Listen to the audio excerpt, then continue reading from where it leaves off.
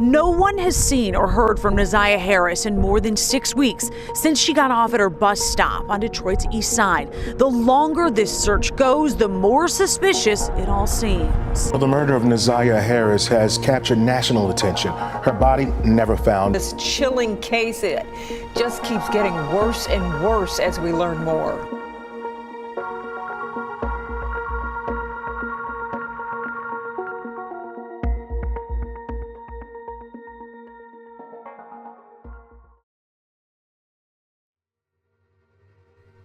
Imagine receiving a selfie from your child, a radiant, innocent smile captured on camera, only to learn that this joyful image was their final farewell. For 13-year-old Naziah Harris of Detroit, what began as a typical school day transformed into an unspeakable nightmare that has left an entire community searching for answers.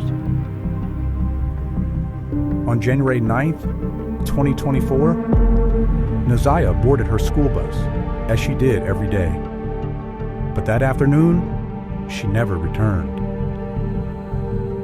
Her adoptive mother and grandmother, who loved her dearly, reported her missing, setting off an investigation that would unearth a trail of digital clues and chilling evidence.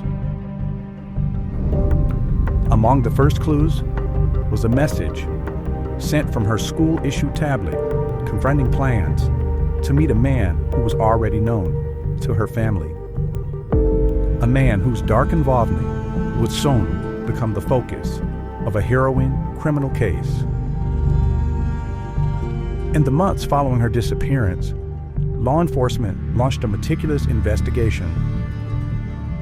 Authorities reviewed hundreds of gigabytes of digital evidence, surveillance footage, phone records, and text messages, all of which pointed toward 41-year-old Jarvis Butts. Jarvis, who had connections to Naziah's extended family, had been in contact with her on that fateful day. Cell tower data revealed Butts' presence at critical locations throughout the bay, including a motel check-in at 9:30 p.m.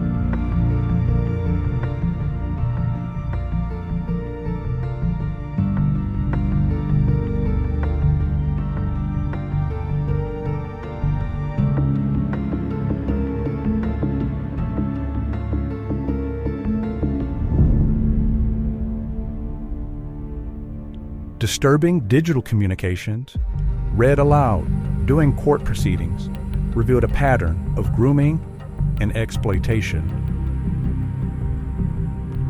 While we will not replay those explicit details, it is clear that the exchanges were highly inappropriate for a child.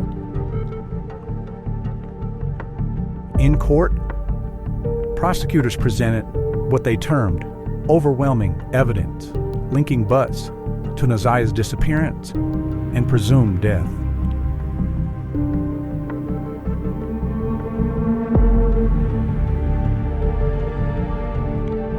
He now faces multiple charges: first-degree premeditated murder, second-degree criminal sexual conduct, and offenses related to child sexually abusive material.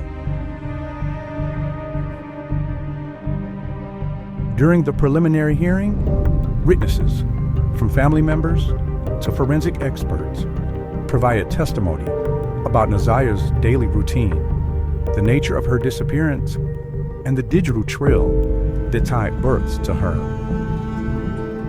Notably, her remains have never been found.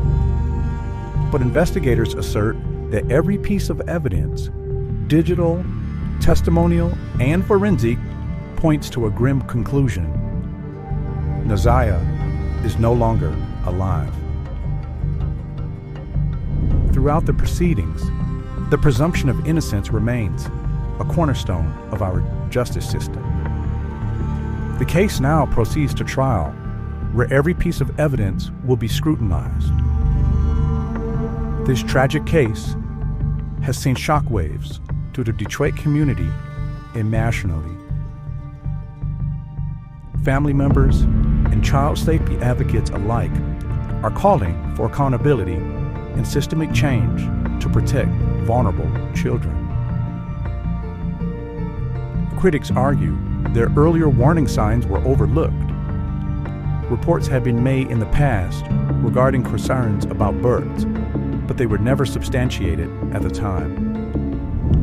Now, many ask how such a tragedy could occur and what steps can be taken to prevent future abuse.